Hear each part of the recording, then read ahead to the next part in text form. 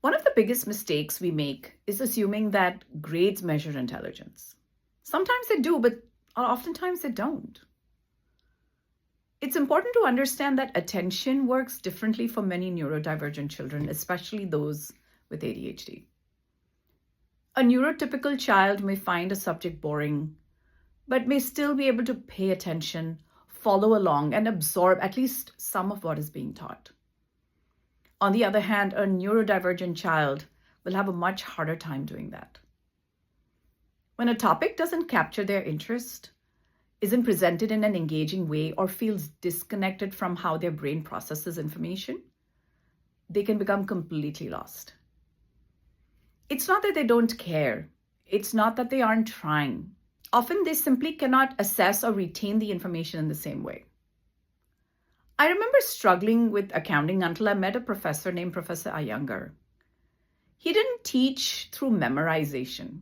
He taught through real life examples. For the first time, accounting made sense. I ended up getting tutored by him because his teaching style was the only way I could truly understand the material.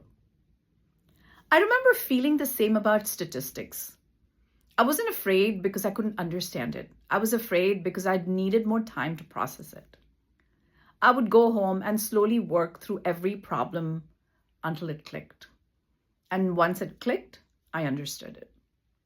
So many children want good grades. They want to succeed. They want to make their parents proud.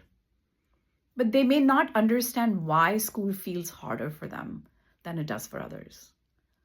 So just because your child brings home C's and D's doesn't automatically mean that they are average or below average. Sometimes the issue isn't intelligence. Sometimes the issue is that they haven't yet discovered how they learn best.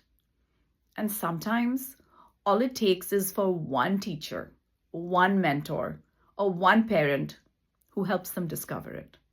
In my next video, I want to talk about what children with ADHD actually need in order to thrive.